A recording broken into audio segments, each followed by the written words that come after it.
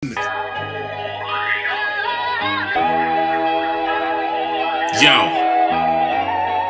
Dr. AMB. Yo, applying pressure on these devils with divine lectures. Student of Malachi, York, I am the rhyme center. I've been on it since 2000, I vibe better. Blue House, master third degree, it's life's nectar. I got that power of right knowledge, we call it second. They don't live it, they only talking right out their rectum. Pushing out that BS, talking and just pretending. These bloggers are gas, they frontin' in class. They hide behind signs and symbols and controlling the map. This ain't a game black from way back. You better change that, it's freedom in the music. They think I be the nuisance. They puppet master weak brothers and push them to confusion. These cowards claim they're leaders but misleading and abusing. Powers of the illusion, never live by the truth. And you call yourself elites, but I see you acting stupid. I'm standing up for real guard soldiers building a union.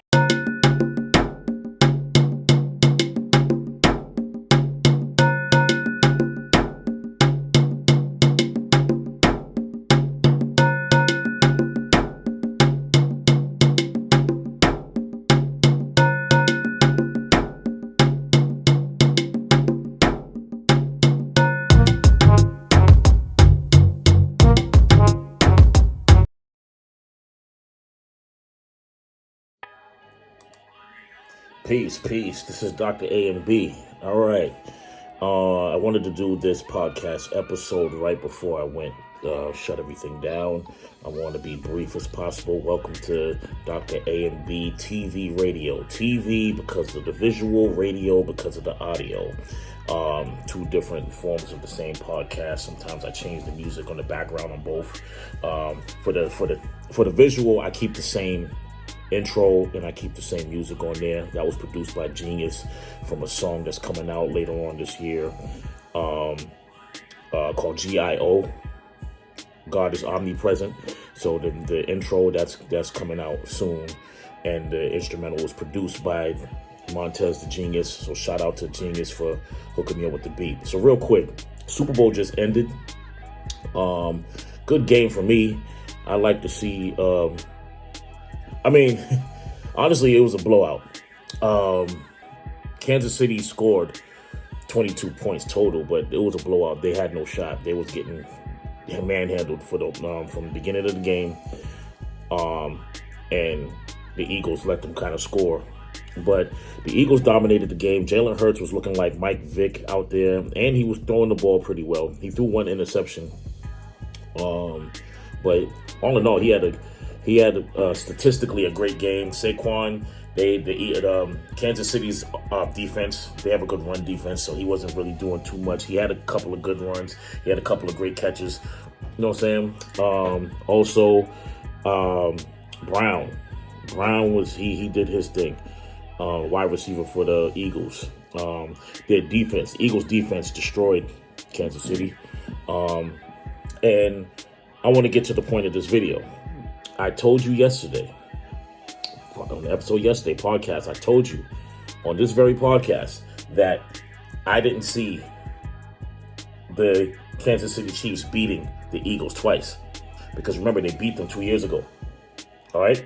I didn't see them beating them twice. I didn't see them beating them twice. I just didn't, because of the way things went out. I gave you the statistics. I gave you certain things. Here's some other factors to this. I told you about the plane crash in Philly, which symbolizes the fall of the empire. The empire, current empire, is Kansas City, right? Everybody was complaining about the refs and how they cheat for the Chiefs or whatever. That's also alleged. So I'm not going to sit here on this podcast. I say a lot of shit, but I'm just not going to do that. I'm not going to say things that are just alleged, because I'm not there to, I can sit there and make an opinion about it and think that they're cheating, but it wouldn't do a service to any of y'all if I just sit there and be biased about the shit. So it's alleged that they were cheating for the Chiefs, and that they was winning games so they can three-peat. That wasn't the case tonight. I think there was and I'm gonna do a whole podcast on that about the ref. I'll get into that later. I don't want to spend too much time talking about that.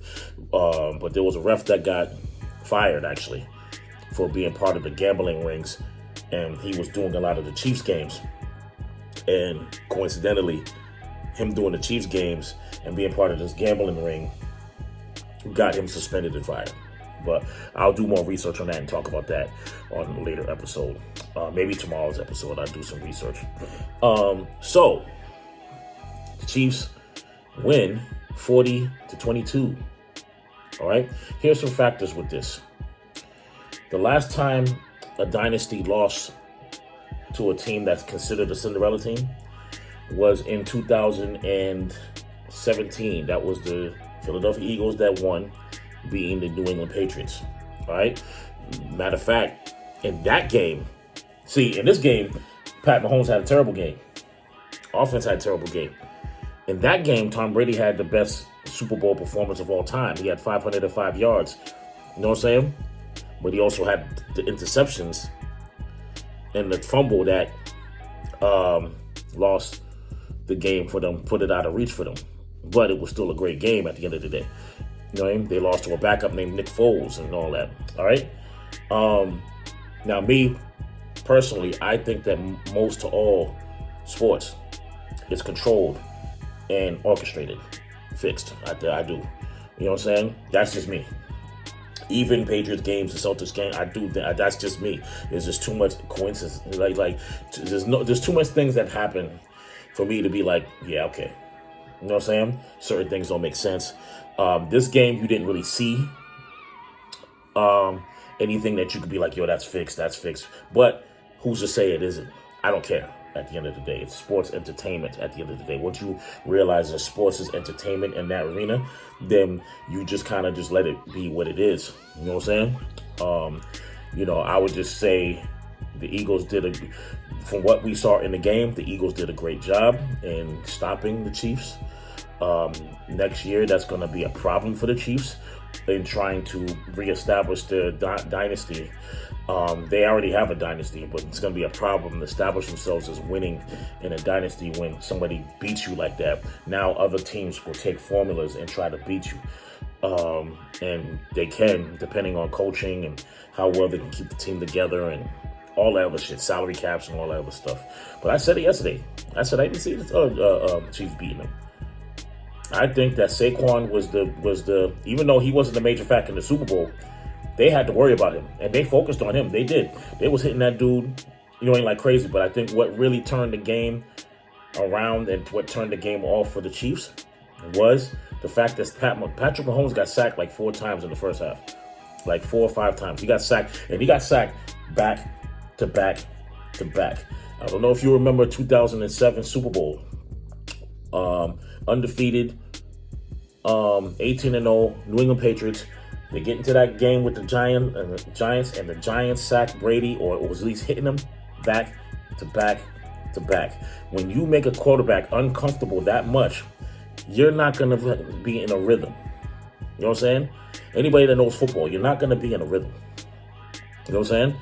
And that's what we visually saw. We saw Pat Mahomes not in rhythm. He never really caught rhythm until the last 4 minutes of the game when he scored 2 touchdowns. I mean, you're not going to win like that. You know what I'm saying?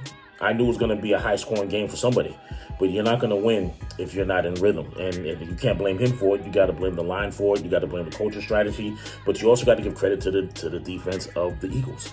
You know what I'm saying? The Eagles was destined to win it, and I felt like they was going to win it even when they got there. I knew that when they beat the teams that they beat, I was like, yo, the Eagles, they got something going, man. And I would say congratulations to those guys. You know what I'm saying? And what ends up happening is, and here's the other part that I wanted to talk about. It has nothing to do with the game. It has to do with the halftime show. Did y'all hear everybody in the stadium repeat probably a minor? Did you hear that? For those who watched the halftime show, I watched the whole halftime show, and I actually liked the halftime show. It's my first halftime show that I actually enjoyed watching from beginning to end.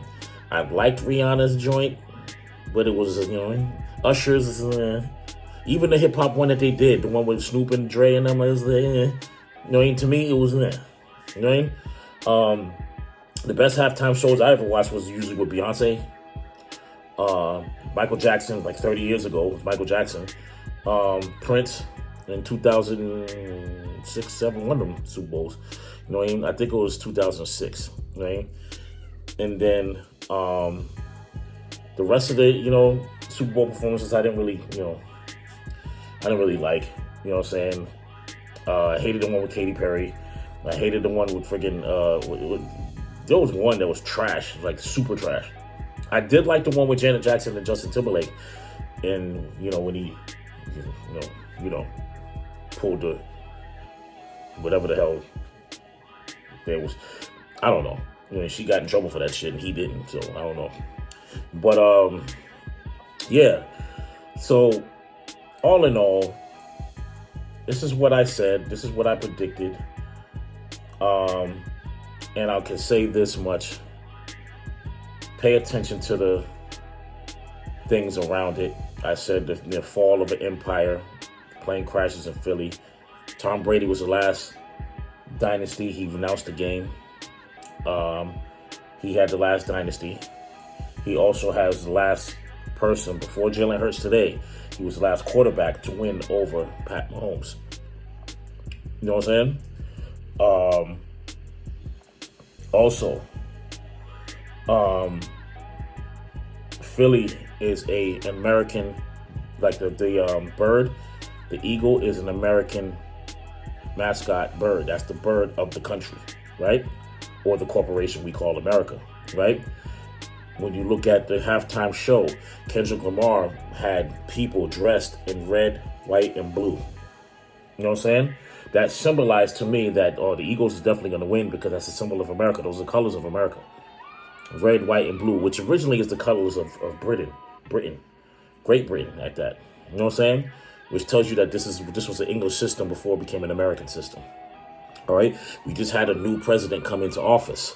You know what I'm saying? And he's pretty much tearing down the old ways of what America is and bringing in this new America, or this new order, this new world order. This is considered the new world by Christopher Columbus, according to the studies of Christopher Columbus, even though Christopher Columbus never came here. You know what I'm saying? So when you look at those factors, this is where the games in the game are played. But a lot of people are going to be like, oh, you're a conspiracy theorist. That's fine. I'm going to tell you anyway. You can call me conspiracy theorist. You know what I'm saying? I don't care about the term conspiracy theorist, but you can say that whatever you want. You know what I'm saying? So, it's at the end of the day, the game played out the way it's going to play out. And, if you're a Philly fan, you're celebrating right now, don't tear up your city, please. Everybody does that shit for some reason. Like just enjoy the team winning so you don't get beat up by the fucking cops and hit with beanbag bullets and shit. You know what I'm saying? Like, they do that shit here. This girl got killed. Remember when the Red Sox won back in 2004, when they finally broke the curse of the Bambino. They out here bugging in the Fenway and shit, which is down past Roxbury and shit, right? They out there wilding, and fucking cops, they have to shoot these kids off the poles and shit. They gonna hit them with real bullets, so they hit them with the beanbag bullets and shit. But one of them caught a girl in the eye. Her name was Victoria Snellgrove or something like that. They paid that family, mind you, they paid that family, I think, $1.3 million as reparations for what they did to her. All right? What they did to that girl, but it was a white girl. Her family already had money. But that's a totally different story, right? But just the simple fact that they had to go and shoot people off of poles because you don't know how to fucking just celebrate your team winning. You know what I'm saying? I was around that area around the time when Red Sox was starting the game, but me and my boys left. You know what I mean? And it was funny because the cops was talking to us. It's like, yeah, man, you like Red Sox? I was like, yeah, we like Red Sox, da-da-da-da. But we wasn't going to stay there until the end of that fucking game, nigga. Fuck that. I'm not getting fucking beat up by the cops because some white boys want to flip over cars and jump on, what you call them, traffic light poles and all that. And that's what they was doing. And then I wake up in the morning to go to work, and I read the stories in the paper. What the hell happened? I'm like, yo, why don't y'all just celebrate that they won, wear the jersey, wear the hat, and whatever, and just call it a day? You ain't got to do all that dumb shit that they be doing. But that's neither the point Philadelphia Eagles, NFL champions, 2024 season NFL champions. You know, then you got to wait till September for more football. Well, they got the UFL coming, but I don't know anybody watching that. And then they talk about flag football for the sisters, making it a professional game. I would watch that. I would watch the sisters play flag football. I watch them play arena football, and they be fucking each other up. You know what I mean? They be lighting each other up. They wild too. They don't like each other. These girls do not like each other. They be sitting there talking all types of shit. I'm surprised they don't get flagged for just talking. The shit that they talk is worse than the hits. You know what I'm saying? They don't like each other. I seen the women's football shit.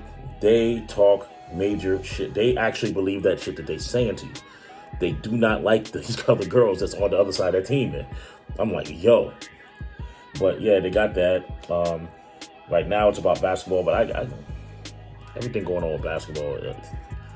I haven't enjoyed a game of basketball, of like professional basketball, honestly, since Michael Jordan, 98.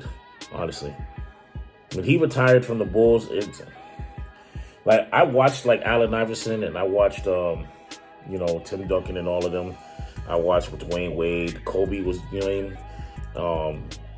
I watched the Celtics and all that, but nothing compared to the 80s and 90s for me, at least for me. And I was young.